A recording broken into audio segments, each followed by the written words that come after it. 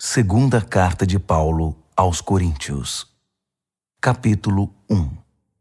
Eu, Paulo, fui enviado pelo Messias, Jesus, numa missão especial, planejada pelo próprio Deus. Escrevo à comunidade de Deus em Corinto e aos cristãos de toda a província da Acaia. Que todos os dons e benefícios que vêm de Deus, nosso Pai, e do Senhor Jesus Cristo, sejam de vocês. Timóteo, que alguns de vocês conhecem e confiam, está comigo nesta saudação. Todo louvor ao Deus e Pai de nosso Senhor Jesus, o Messias, Pai de toda misericórdia, Deus de toda cura e restauração. Ele está ao nosso lado quando passamos momentos difíceis e antes que percebamos, Ele nos leva para o lado de alguém que também está sofrendo, para que possamos ajudar aquela pessoa, assim como Ele nos ajudou. Muitas das situações difíceis que enfrentamos são consequências de seguirmos o Messias, mas os bons tempos de seu conforto restaurador compensam em muito o sofrimento. O sofrimento por Jesus traz cura e salvação para vocês. Se somos bem tratados, recebendo ajuda ou uma palavra de encorajamento, isso também coopera para o benefício de vocês, incentivando-os a prosseguir. Os momentos difíceis de vocês são os nossos momentos difíceis. Quando percebemos que estão dispostos a suportar os momentos difíceis e também a desfrutar momentos agradáveis, sabemos que vocês vão conseguir. Amigos, não queremos que vocês continuem sem saber como foi difícil passar pelo que nos aconteceu na província da Ásia. Foi tão difícil que chegamos a pensar que era o fim. Sentíamos como se nos tivessem mandado para o corredor da morte, que para nós tudo estava acabado.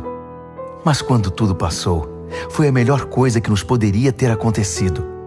Em vez de confiar em nossa força ou em nossa capacidade de nos salvar, fomos forçados a confiar totalmente em Deus. Uma ideia nada má, considerando que Ele é o Deus que ressuscita os mortos. E Ele o fez, resgatando-nos da destruição certa. E Ele fará tudo de novo, nos resgatará quantas vezes forem necessárias. Vocês e suas orações são parte da operação de resgate. Também não quero que vocês fiquem na ignorância sobre a questão. Agora mesmo, posso ver os rostos da comunidade erguidos em louvor pelo livramento que Deus nos deu. Um resgate em que a oração tem um papel fundamental. Agora que o pior já passou, temos a alegria de informar que saímos de tudo isso com a consciência e a fé intactas e podemos encarar o mundo. Mais importante, estar de cabeça erguida diante de vocês. Mas isso não foi resultado de manobras da nossa parte. Foi Deus que nos manteve voltados para Ele o tempo todo. Não tentem ler nas entrelinhas, nem procurem alguma mensagem subliminar na carta. Estamos falando a verdade, de modo claro e sem rodeios, na esperança de que vocês vejam o quadro todo tão bem como já viram alguns detalhes. Queremos que vocês se orgulhem de nós, tanto quanto nos orgulhamos de vocês quando estamos juntos perante o Senhor Jesus. Certo da boa acolhida por parte de vocês, eu havia planejado 2 visitas. Passar aí a caminho da província da Macedônia e outra vez na viagem de retorno. Então, poderíamos fazer uma festa de despedida quando vocês me enviassem para a Judéia. Esse era o plano. Agora vocês me acusam de ser descuidado com minhas promessas porque o plano não se cumpriu? Acham que tenho 2 palavras? Um sim volúvel no momento e um não volúvel no minuto seguinte? Pois bem, vocês estão errados. Tento ser tão verdadeiro com minha palavra quanto Deus é com a dele. Nossa palavra a vocês não foi um sim descuidado, anulado por um não indiferente. Como poderia ser? Quando Silas, Timóteo e eu proclamamos o Filho de Deus entre vocês, vocês tiveram de escolher entre um sim e um não? Por acaso não foi um sim claro e seguro? Seja o que for que Deus prometeu, tem a marca do sim de Jesus. Nele, isso é o que pregamos e oramos, o grande amém, o sim de Deus e também o nosso sim inequívoco. Deus nos afirma, certificando-nos em Cristo, pondo seu sim dentro de nós. Pelo seu Espírito, Ele nos marcou com sua eterna garantia, um início certo para o que Ele está disposto a realizar. Pois bem, vocês estão preparados para saber a verdadeira razão por que não os visitei em Corinto? Tendo Deus por testemunha, o único motivo foi que eu quis poupar vocês da dor.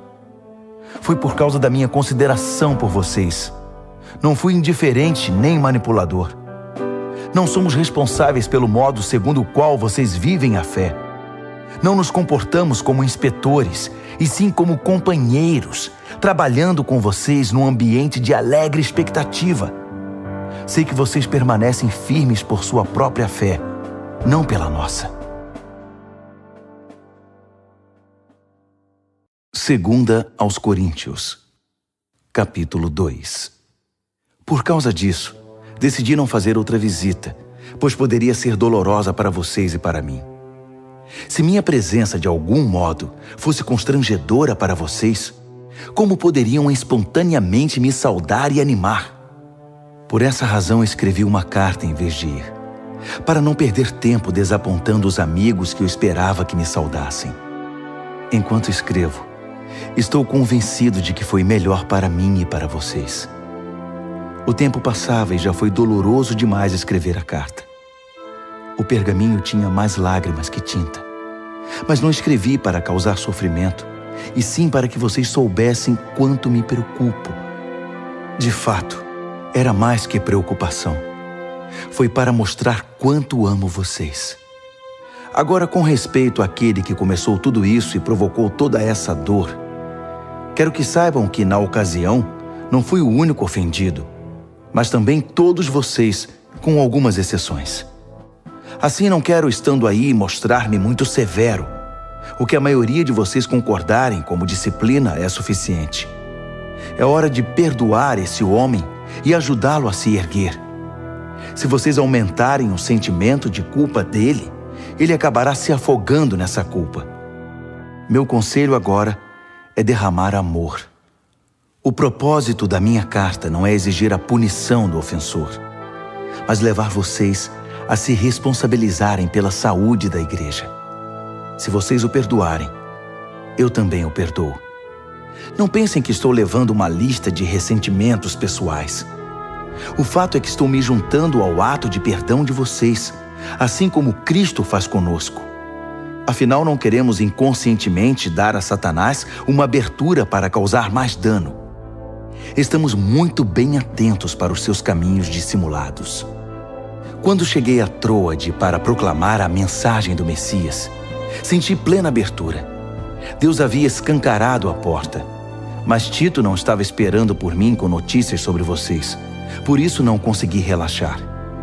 Preocupado, fui para Macedônia à procura de Tito e de alguma notícia que me tranquilizasse a respeito de vocês. E consegui, graças a Deus. No Messias, em Cristo, Deus nos leva de lugar em lugar num desfile de vitória perpétua. Por meio de nós, Ele traz o conhecimento de Cristo. Aonde quer que vamos, o povo aspira o excelente perfume desse conhecimento.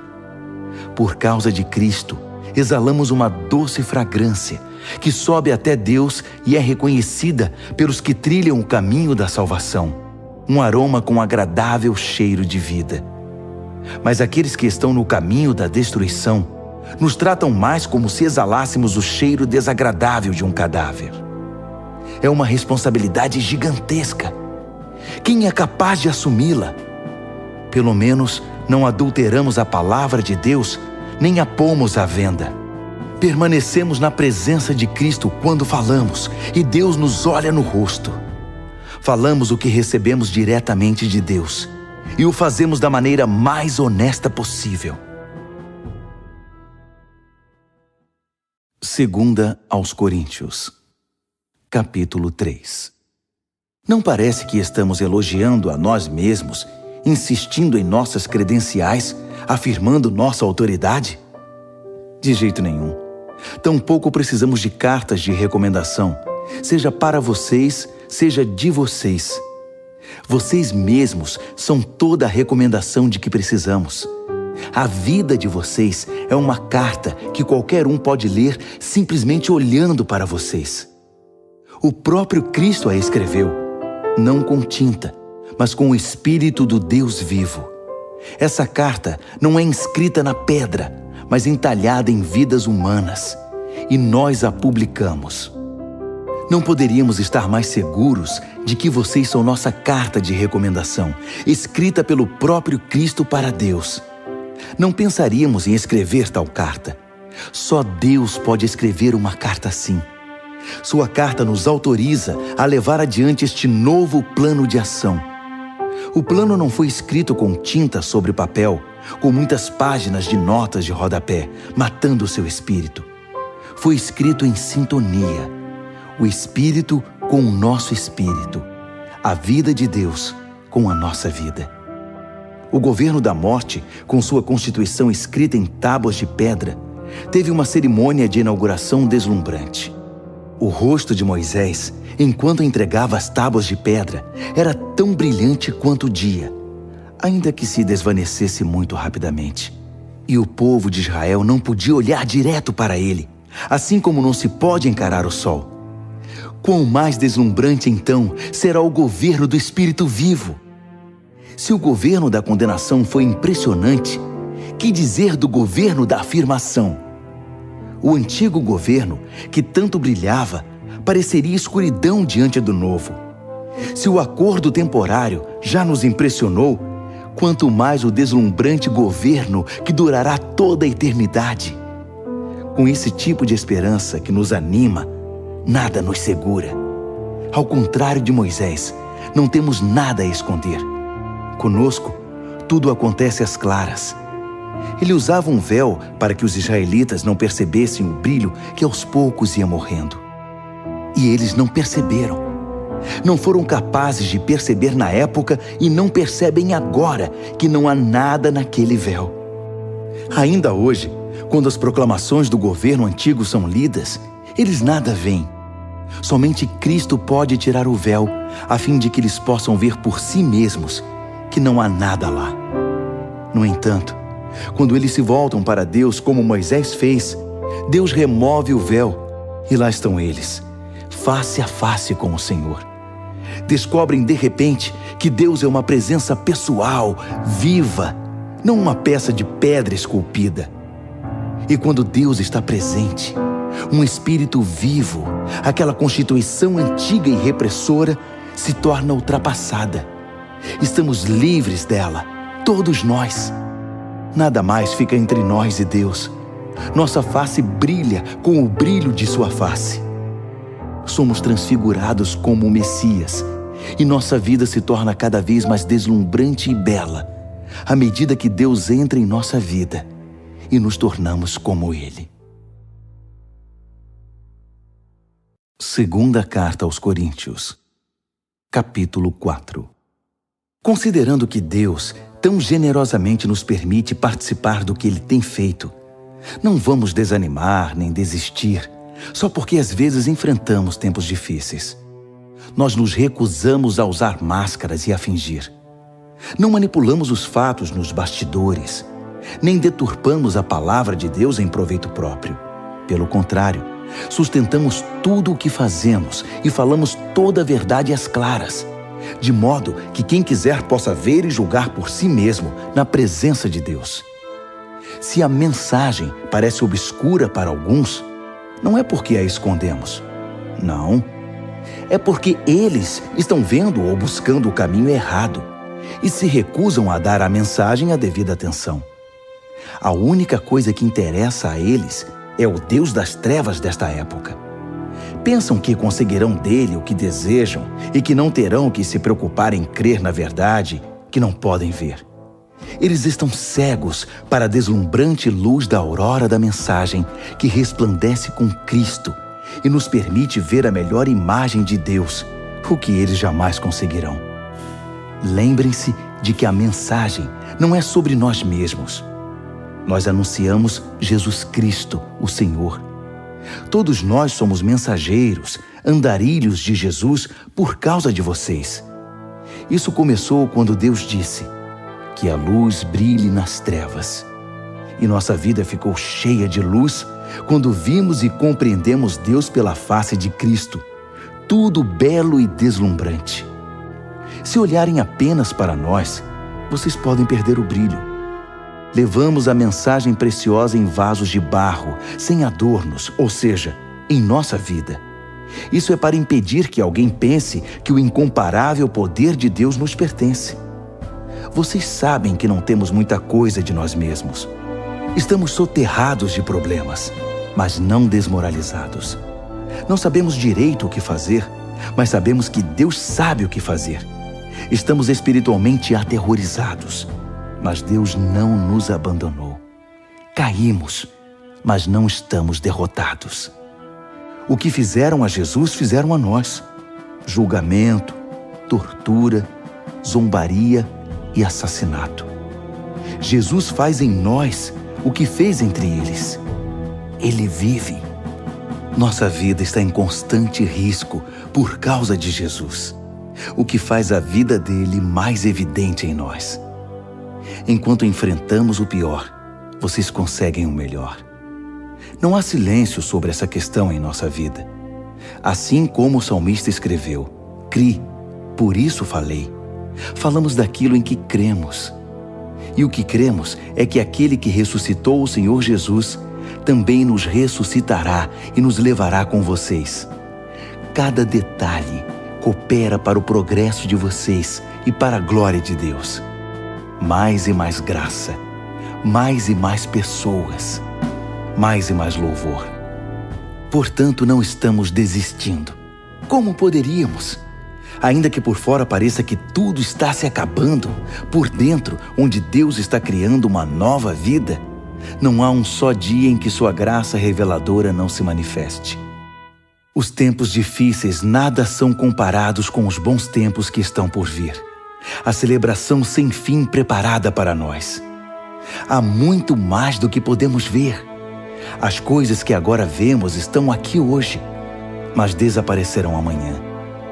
Mas as coisas que não vemos agora irão durar para sempre. Segunda Carta aos Coríntios, capítulo 5. Por exemplo, sabemos que quando o nosso corpo se desfizer, como uma tenda desmontada, será substituído por um corpo de ressurreição no céu, feito por Deus, não por mãos humanas. E nunca mais teremos de montar nossas tendas outra vez. O desejo de mudar às vezes é tanto que choramos de frustração. Em comparação com o que está por vir, a vida aqui se parece com a estada numa cabana caindo aos pedaços. Já estamos cansados disso. O que temos é apenas um vislumbre da verdadeira realidade. Nosso verdadeiro lar, nosso corpo ressuscitado. O Espírito de Deus nos dá uma pitada desse sublime, dando-nos um gostinho do que está por vir. Ele põe um pouco do céu em nosso coração, para que nunca desejemos menos que o céu. É por isso que vivemos alegres. Vocês não ficarão vendo as coisas de cabeça baixa. As circunstâncias desfavoráveis não irão nos abater. Ao contrário, elas apenas nos fazem lembrar do glorioso futuro que nos aguarda mais adiante. É por isso que confiamos naquele que nos mantém caminhando, mesmo que não o vejamos. Acham que uns buracos na estrada ou algumas pedras no caminho irão nos parar? Quando chegar a hora, estaremos prontos para trocar o exílio pelo nosso verdadeiro lar. Mas nem o exílio nem o nosso verdadeiro lar são o que mais importam. Servir a Deus com alegria é o principal e o que desejamos fazer, a despeito das circunstâncias. Cedo ou tarde, todos teremos de ficar frente a frente com Deus, independentemente das nossas condições. Compareceremos à presença de Cristo e receberemos o que plantamos por meio da nossa conduta, boa ou má. Essa expectativa nos manterá vigilantes. Podem estar certos. Não é pouca coisa saber que todos um dia terão de enfrentar um julgamento. Daí a urgência em exortarmos todos a que se preparem para estar na presença de Deus. Só Deus sabe quanto nos dedicamos a isso. mas espero que vocês percebam quanto nos preocupamos com a questão. Não dizemos isso com a intenção de parecermos bons aos olhos de vocês, mas por pensar que vocês se sentiriam bem, orgulhosos até, por saber que estamos do seu lado e que não somos simpáticos apenas na presença de vocês, como o fazem alguns. Se eu agi loucamente, fiz isso por Deus. Se eu agi de maneira sensata, foi por vocês. O amor de Cristo me impulsiona a tais extremos. Seu amor tem a primeira e a última palavra em tudo o que fazemos. Nossa decisão firme é trabalhar com base nesta premissa: um homem morreu por todos. Essa realidade põe todos no mesmo barco. Ele incluiu todos em sua morte, para que cada um fosse também incluído em sua vida, uma vida ressurreta, incomparavelmente melhor que qualquer outra já vivida. Por causa dessa decisão, não julgamos ninguém pelo que possui ou pela aparência. Houve um tempo em que julgamos o Messias dessa maneira e estávamos errados, como sabem. Não vemos mais assim. Agora olhamos para dentro e o que vemos é que qualquer um unido ao Messias tem a chance de um novo começo e é criado de novo. A velha vida se foi, uma nova vida floresce. É demais! Tudo vem de Deus, que nos quer em relacionamento com Ele e nos chamou para viver relacionamentos com nossos semelhantes. Deus se reconciliou com o mundo por meio do Messias, permitindo um novo começo pela oferta de perdão dos pecados. Deus nos deu a tarefa de contar a todos o que Ele está fazendo. Somos representantes de Cristo. Deus nos usa para persuadir homens e mulheres a deixar as diferenças de lado e ingressar na obra de Deus, e para reconciliar o ser humano com Ele. Estamos falando por Cristo, mesmo agora. Tornem-se amigos de Deus. Ele já é amigo de vocês. Como pode? Vocês perguntam. Em Cristo, eu respondo. Deus o considerou culpado. Ele que nunca fez nada errado, para que pudéssemos ser considerados sem pecado perante Deus. 2 aos Coríntios, capítulo 6. Somos seus companheiros nesta obra. Por isso imploramos, não desperdicem nem um pouco a maravilhosa vida que Deus concedeu a vocês. Ele nos lembra: ouvi seu chamado no tempo certo. No dia em que você precisou de mim, eu estava lá para ajudar. Pois bem, agora é o tempo certo para que Ele ouça vocês e os ajude. Nada de deixar para depois. Não frustrem a obra de Deus.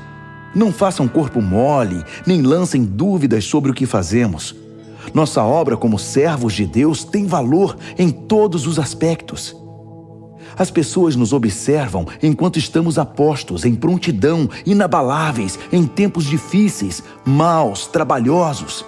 Quando somos espancados, encarcerados e envolvidos em tumultos, trabalhando duro até tarde da noite, às vezes sem comer, com coração puro, mente limpa e mão firme, com gentileza, santidade e amor honesto. Quando dizemos a verdade e quando Deus mostra seu poder, quando fazemos o melhor possível pela verdade, quando somos elogiados ou repreendidos, caluniados ou honrados, fiéis à nossa palavra, ainda que não confiem em nós, ignorados pelo mundo, mas reconhecidos por Deus, vivos, ainda que digam que estamos mortos, açoitados quase até a morte, mas recusando-se a morrer, mergulhados em lágrimas, mas sempre cheios de profunda alegria, vivendo de mãos vazias, mas enriquecendo muitos, não tendo nada, mas tendo tudo. Prezados coríntios, não consigo expressar em palavras quanto desejo que vocês entrem nesta vida plena e cheia de possibilidades. Não queremos que se fechem assim. A pequenez que sentem vem de dentro de vocês. A vida que Deus dá não é pequena. Vocês é que a vivem de modo pequeno. Digo isso com franqueza e com grande afeição. Abram a vida. Comecem a vivê-la plenamente. Não se tornem parceiros dos que rejeitam Deus. Não há como fazer parceria entre o certo e o errado. Não é parceria, é guerra. A luz é amiga das trevas. Cristo passeia com o diabo. A verdade e a mentira andam de mãos dadas. Quem pensaria em pôr ídolos pagãos no templo santo de Deus? Pois é exatamente o que somos. Cada um de nós é um templo e Deus vive em nós. Ele mesmo disse: vou viver neles e neles vou me mover. Vou ser o Deus deles e eles serão o meu povo. Então deixem de lado a corrupção e as parcerias. Deixem tudo de uma vez por todas. Diz Deus: não se associem com os que irão mergulhá-los na sujeira. Quero todos vocês para mim. Serei um pai para vocês, e vocês serão filhos e filhas para mim. Palavra do Senhor Deus.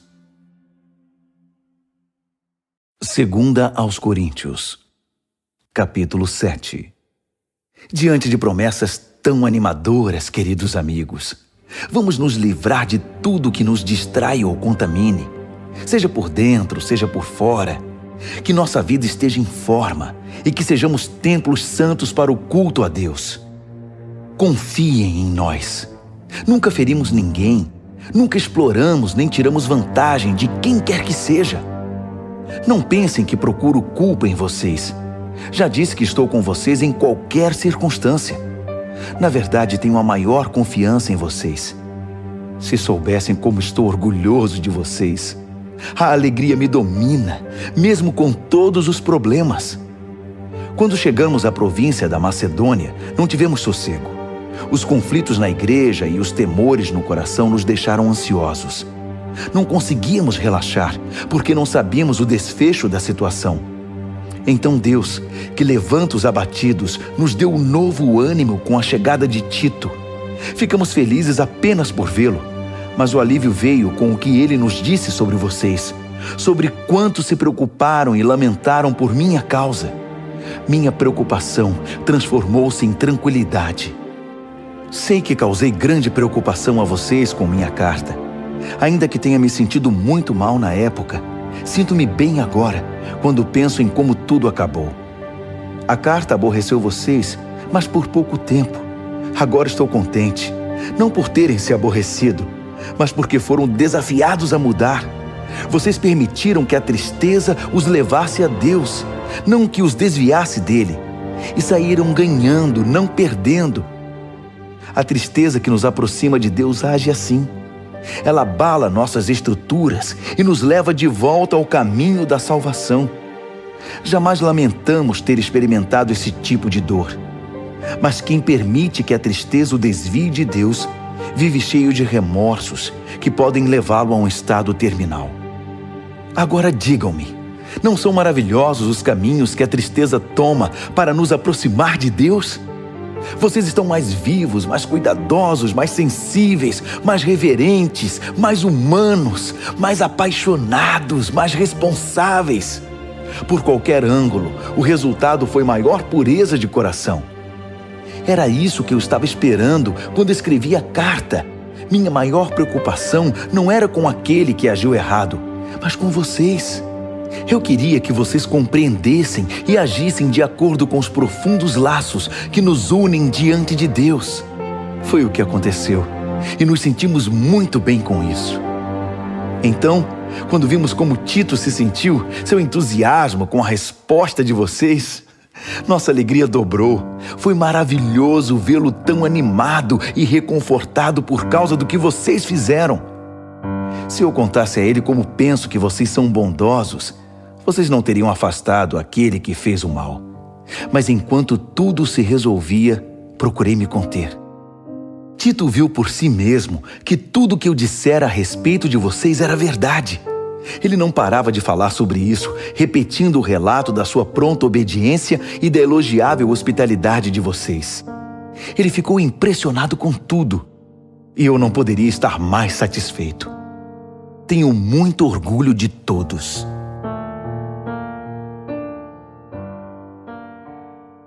Segunda aos Coríntios, capítulo 8. Agora, amigos, quero comentar sobre os surpreendentes e generosos meios pelos quais Deus está trabalhando nas igrejas da província da Macedônia. Sérios problemas aconteceram naquelas igrejas, pressionando ao máximo o povo. Mas isso revelou o verdadeiro caráter deles. Inacreditavelmente felizes, ainda que desesperadamente pobres, a pressão motivou algo inesperado. Um rio de doações sinceras e generosas. Eu estava lá e vi. Eles contribuíam com tudo o que podiam, além das possibilidades deles, eu diria. Ajudar os cristãos pobres era um privilégio do qual não queriam abrir mão. Foi tudo espontâneo, tudo ideia deles. Fomos apanhados desprevenidos. A explicação é que eles, antes de tudo, se entregaram sem reservas a Deus e a nós. A outra oferta simplesmente fluiu dos propósitos de Deus, que trabalhava na vida de cada um. Foi por isso que eles nos convenceram a pedir a Tito que trouxesse a oferta para vocês, para que aquilo que começou tão bem pudesse ser concluído. Vocês já fazem bem muitas coisas. Confiam em Deus, são articulados, criteriosos, apaixonados e nos amam. Agora, nessa questão, espero que também façam o melhor. Não estou tentando dar ordens contra a vontade de vocês. Apresento o entusiasmo dos macedônios como um estímulo ao amor que há em vocês, na esperança de extrair o melhor de cada um. Vocês conhecem a graça generosa do Senhor Jesus Cristo. Ele era rico, mas deu tudo por nós. Tornou-se pobre para que nós nos tornássemos ricos. Na minha opinião, o melhor que vocês podem fazer agora é concluir o que começaram no passado, para não deixar que boas intenções deem em nada. O coração de vocês está no lugar certo. Vocês já têm tudo de que precisam para terminar. Então, mãos à obra. Uma vez que o compromisso é claro, façam o que podem. O coração orienta as mãos. Não estou querendo que se cansem enquanto os outros descansam. Nada disso. Vocês estão ombro a ombro com eles o tempo todo. O excesso de vocês supre a falta deles. E o excesso deles supre a falta de vocês. No fim, tudo ficará bem, como está escrito. Nada sobrou para quem tinha muito. Nada faltou para quem tinha necessidade. Dou graças a Deus por transmitir a Tito o mesmo cuidado que tenho por vocês. Ele teve muita consideração sobre como nos sentimos, mas a iniciativa de ajudar vocês foi toda dele. Estamos enviando um companheiro com ele, alguém muito popular nas igrejas, um bom pregador da mensagem. Mas nele há muito mais que popularidade. Ele merece confiança total.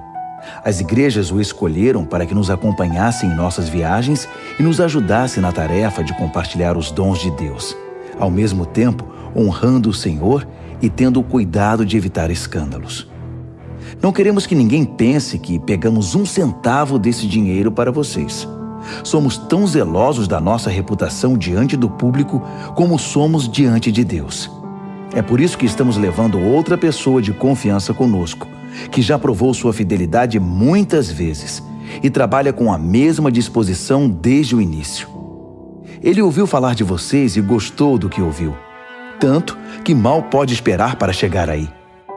Não preciso dizer mais nada a respeito de Tito. Temos sido por muito tempo companheiros na tarefa de servir vocês. Os irmãos que viajam com ele são representantes das igrejas, um crédito real para Cristo. Mostrem a eles do que vocês são feitos, demonstrando o amor de que têm ouvido falar nas igrejas. Permitam que eles vejam por si mesmos. Segunda aos Coríntios, capítulo 9. Se eu escrevesse algo mais a respeito dessa oferta para os cristãos pobres, começaria a me repetir. Sei que vocês estão apostos e prontos para o que der e vier. Tenho dado boas referências de vocês por toda a província da Macedônia, dizendo a eles: a província da Acaia está pronta para essa tarefa desde o ano passado. E o entusiasmo de vocês contagiou muita gente. Agora estou enviando esses irmãos para me certificar de que vocês estão preparados, como eu disse que estariam, para mostrar que não é à toa que tenho orgulho de vocês. Se eu e os macedônios descobrirmos que vocês não estão preparados, será vergonhoso para todos, para mim e para vocês. Nosso testemunho teria sido puro ufanismo. Por isso, para ter certeza de que não haverá nenhum erro, recrutei esses irmãos para que antes da minha chegada preparassem vocês e a oferta prometida. Tirem todo o tempo de que precisarem para que tudo seja feito de modo apropriado. Não quero nada forçado nem correrias de última hora. Lembrem-se de que o lavrador mesquinho só consegue colheita pobre. O lavrador generoso é quem obtém colheitas fartas. Quero que cada um de vocês tenha tempo suficiente para pensar nisso e decidir o que vai ofertar. Essa medida evitará que se lamentem depois por ofertas dadas sob coerção. Deus ama o doador que se alegra com a doação. Deus pode derramar bênçãos das maneiras mais surpreendentes. Portanto, estejam preparados para qualquer situação, mais que simplesmente preparados para fazer o que precisa ser feito. Como disse um salmista, ele lança avisos aos ventos, dando aos necessitados com liberalidade. Seus meios justos e bondosos nunca se esgotam, nunca se desgastam. O Deus generoso que dá a semente ao lavrador, a qual se transforma em pão e chega à mesa de vocês, é mais que exagerado em abençoá-los. O que Ele dá, vocês podem passar adiante. Isso cresce em vidas amadurecidas, fortes em Deus, ricas em todos os sentidos. Assim, vocês podem ser generosos em todos os sentidos e louvar a Deus conosco. Levar adiante essa obra de ação social envolve bem mais que saciar as necessidades básicas dos cristãos pobres. É um gesto que produz numerosas ações de graças a Deus. É um estímulo para que vocês vivam o melhor que puderem, demonstrando gratidão a Deus pela obediência ao significado pleno da mensagem. Vocês mostram gratidão com ofertas generosas aos irmãos em necessidade e assim se mostram gratos diante do mundo. Enquanto isso, por terem sido contemplados com a riqueza de Deus, a reação deles será orar por vocês, intercedendo de maneira apaixonada por qualquer necessidade que vocês tenham. Agradeçam a Deus pela oportunidade. Nenhuma língua é capaz de expressar os reais benefícios desse dom. Segunda aos Coríntios, capítulo 10. E agora um assunto pessoal, mais urgente. Escrevo na disposição gentil, porém firme de Cristo. Ouvi comentários a meu respeito de que sou subserviente e fraco quando estou com vocês, mas rude e exigente quando escrevo. Por favor, não me obriguem a ser rígido quando estiver com vocês. Não pensem que vou hesitar um só minuto em me opor aos que me consideram oportunistas sem princípios. Eu os farei calar a boca. O mundo é sem princípios. É uma selva lá fora. Ninguém joga limpo. Mas o cristão não vive nem age desse modo. Nunca nos comportamos assim e jamais o faremos.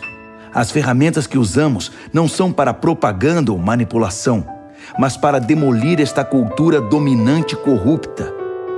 Usamos as ferramentas poderosas de Deus para esmagar filosofias pervertidas, derrubar barreiras levantadas contra a verdade de Deus, encaixar todo pensamento livre, toda emoção e todo impulso à estrutura de vida moldada por Cristo.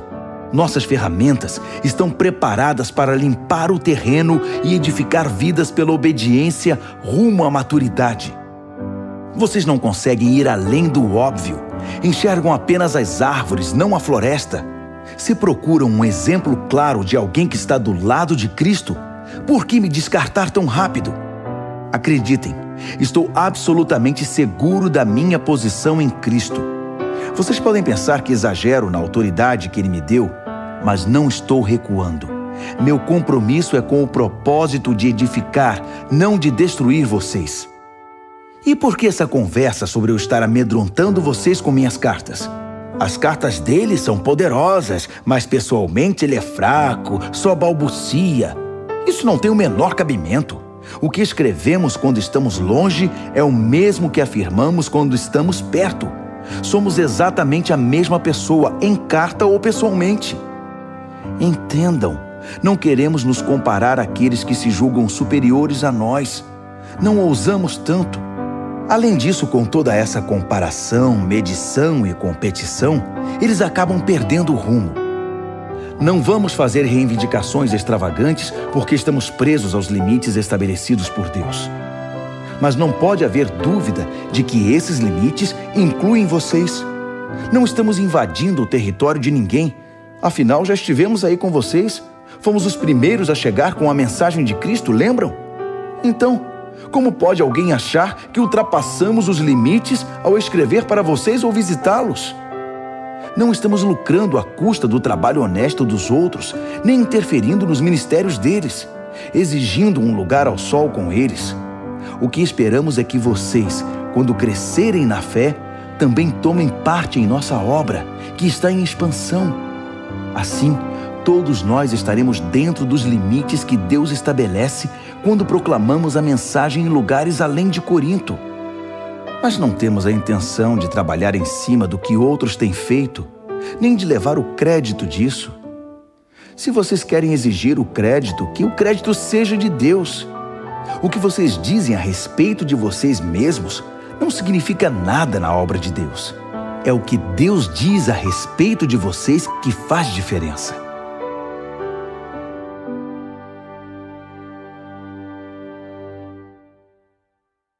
Segunda aos Coríntios, capítulo 11.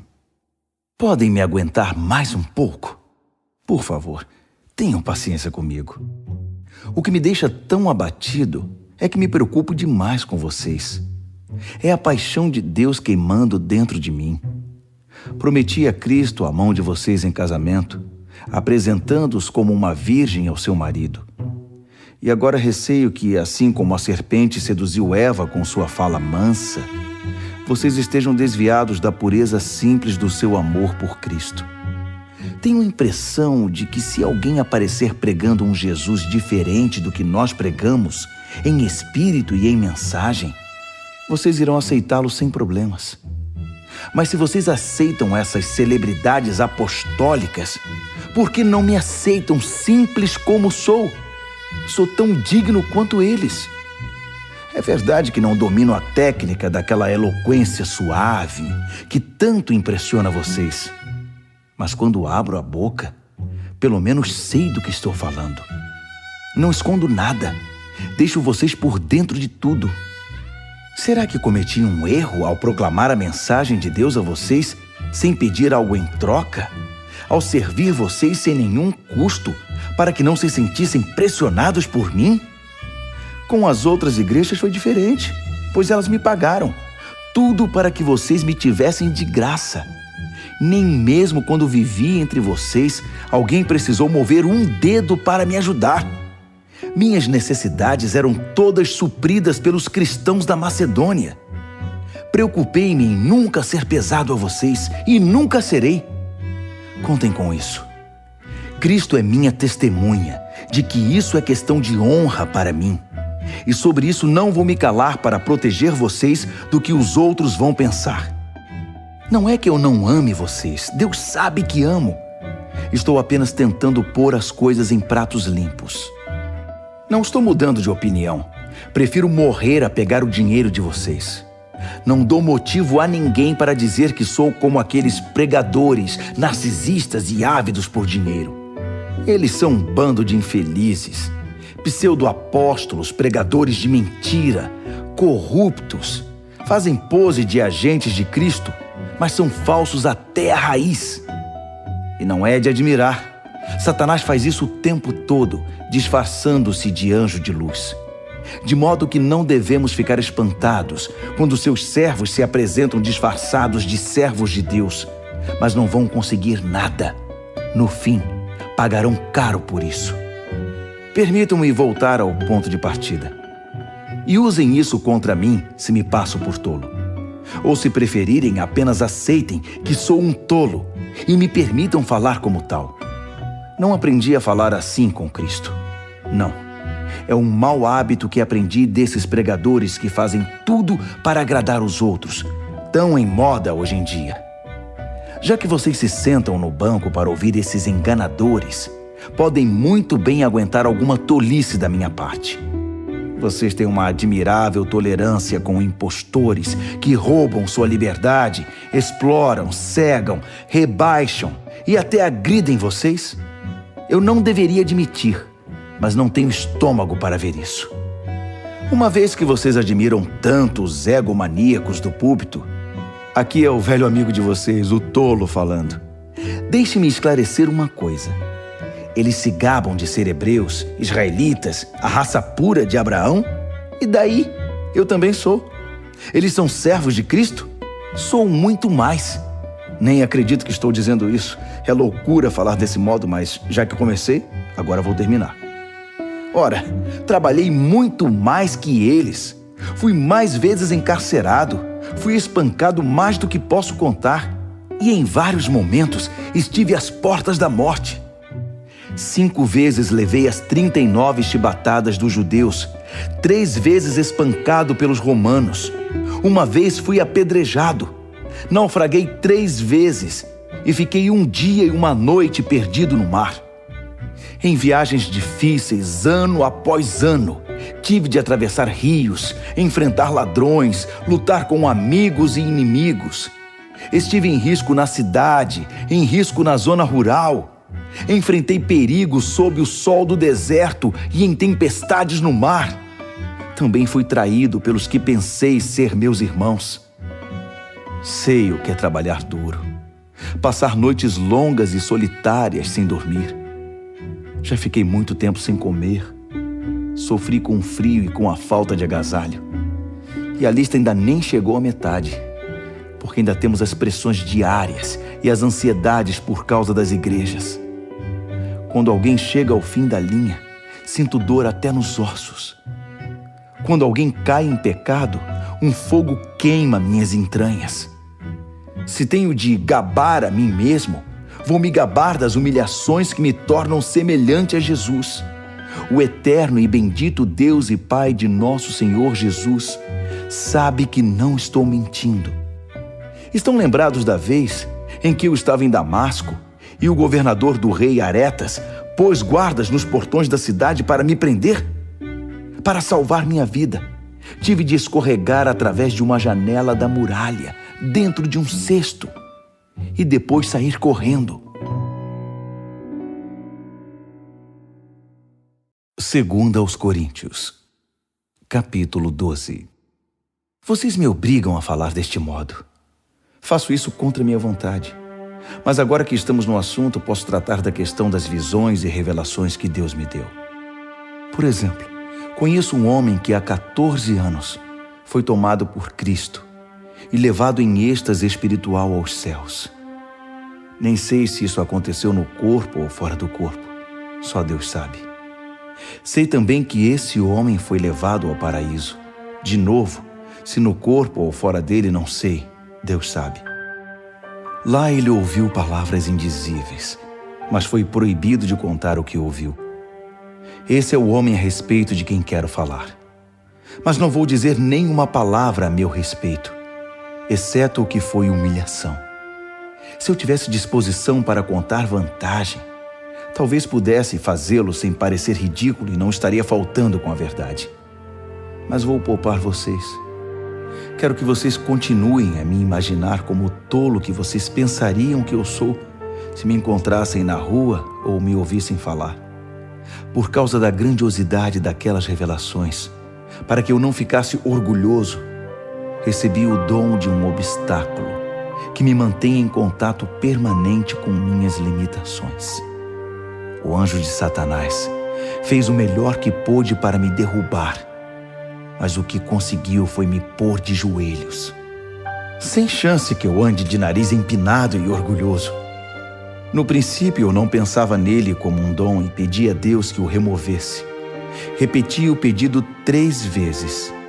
Então, ele me disse: minha graça é o bastante. É tudo de que você precisa. Minha força brota da sua fraqueza. Assim que eu vi isso, achei melhor me resignar. Desisti de ficar pensando na limitação e comecei a apreciar o dom. Foi uma oportunidade para que a força de Cristo trabalhasse na minha fraqueza. Agora enfrento com alegria essas limitações, com tudo que me torna pequeno. Abusos, acidentes, oposição, problemas. Simplesmente permito que Cristo assuma o controle. E quanto mais fraco me apresento, mais forte me torno. Muito bem, vocês conseguiram. Continuo até aqui agindo como tolo. Mas a culpa não é toda minha. Vocês me fizeram agir assim. Vocês é que deveriam ter falado bem de mim e me recomendado, em vez de eu ter de fazê-lo, pois sabem por experiência própria que, embora eu não seja ninguém, seja um nada, não posso ser relegado à segunda classe, comparado com aquelas celebridades apostólicas que vocês bem conhecem. Todos os sinais que marcam o apostolado verdadeiro eram evidentes quando eu estava com vocês em tempos bons e maus. Sinais de milagres, sinais de maravilhas, sinais de poder. Vocês receberam menos de mim ou de Deus que as outras igrejas? A única coisa que vocês receberam menos de mim foi responsabilidade com o meu sustento. Pois bem, sinto muito. Perdoe-me por despojar vocês. Tudo está preparado agora para minha terceira visita a vocês. Mas não se preocupem com isso. Vocês não precisam se sacrificar. Não serei um peso para vocês desta vez, mais do que fui em outras visitas. Não tenho interesse no que vocês têm, só em vocês. Os filhos não têm de se preocupar com os pais. Os pais é que se preocupam com os filhos. Eu ficaria feliz em esvaziar os bolsos, ou até mesmo em hipotecar minha vida para o bem de vocês. Assim, porque quanto mais amo vocês, menos sou amado. E porque continuo a dar importância a essas fofocas sobre eu ter usado meu autossustento como forma de culpar vocês? Onde está a prova disso? Alguma vez os enganei ou usei alguém para iludir vocês? Pedi a Tito que os visitasse e levasse alguns irmãos consigo. Por acaso eles agiram de má fé com vocês? E acima de tudo, não temos sido sempre sinceros e honestos? Não pensem que estou aqui me defendendo perante vocês. Vocês não são júri. Deus revelado em Cristo é o júri, e apresentamos perante Ele nosso caso. E tudo que temos suportado é com a intenção de não ficar no caminho de vocês, nem atrapalhar seu crescimento. Tenho receio, admito, de que quando for me desaponte com vocês e também os desaponte. A frustração mútua deixará tudo em cacos. Brigas, invejas, ânimos exaltados, partidarismo, palavras ofensivas, denúncias, gente nervosa e confusão generalizada. Não espero ser humilhado de novo por Deus quando estiver com vocês, para que não tenha de derramar lágrimas por uma multidão que insiste nos velhos caminhos, pecando cada vez mais e se recusando a abandonar o lamaçal da maldade, do descontrole sexual e da indecência em que está mergulhada. 2 Coríntios, capítulo 13. Muito bem, minha terceira visita está chegando. Lembram-se daquele texto das Escrituras? Uma questão é definida com o depoimento de 2 ou 3 testemunhas? Por ocasião da minha segunda visita, avisei aquele grupo que permanece enredado nos velhos pecados que quando eu voltasse, não seria tolerante com eles. Agora, em preparação para a terceira visita, repito a advertência, mesmo estando longe. Se vocês não tiverem mudado de vida até eu chegar aí, cuidado. Vocês que exigiram provas que Cristo fala por meu intermédio, irão receber mais do que pretendiam. vão receber a plena força de Cristo. Não pensem que não vão. Ele era só fraqueza e humilhação quando foi morto na cruz, mas agora está vivo na poderosa força de Deus. Estávamos desprevenidos quando fomos humilhados entre vocês, mas da próxima vez que nos encontrarmos, estaremos vivos em Cristo e fortalecidos por Deus. Testem-se para saber se estão firmes na fé. Não se enganem, pensando que tudo está garantido. Criem o hábito do autoexame. Vocês precisam de evidências de primeira mão, não apenas de ouvir dizer que Jesus Cristo está em vocês. Façam o teste. Se o resultado não for bom, tomem alguma providência. Espero que o teste não demonstre que falhamos. Mas se for esse o resultado, é preferível que o teste demonstre nossa fraqueza, não a de vocês. Estamos buscando a verdade que faça vitoriosos todos nós. Não poderia ser de outro modo. Reconhecemos nossas limitações, mas também as celebramos e continuamos a celebrar cada vitória, cada triunfo da verdade em vocês. Oramos intensamente para que tudo isso aconteça na vida de vocês. Estou escrevendo assim agora, para que quando eu for, não tenha de tocar mais nesse assunto. A autoridade que o Senhor me deu é para juntar o povo, não para dividi-lo. Espero que tudo se resolva, para eu não precisar perder tempo com repreensões quando estiver aí. É isso, meus amigos. Sejam alegres. Mantenham tudo em boas condições. Sejam animados. Tenham harmonia de pensamento. Sejam agradáveis. Façam tudo isso, e o Deus de amor e paz estará sempre com vocês. Cumprimentem uns aos outros com um abraço santo. Todos os irmãos e irmãs que estão aqui enviam saudações. A maravilhosa graça do Senhor Jesus Cristo, o grande amor de Deus e a amizade profunda do Espírito Santo sejam com todos vocês.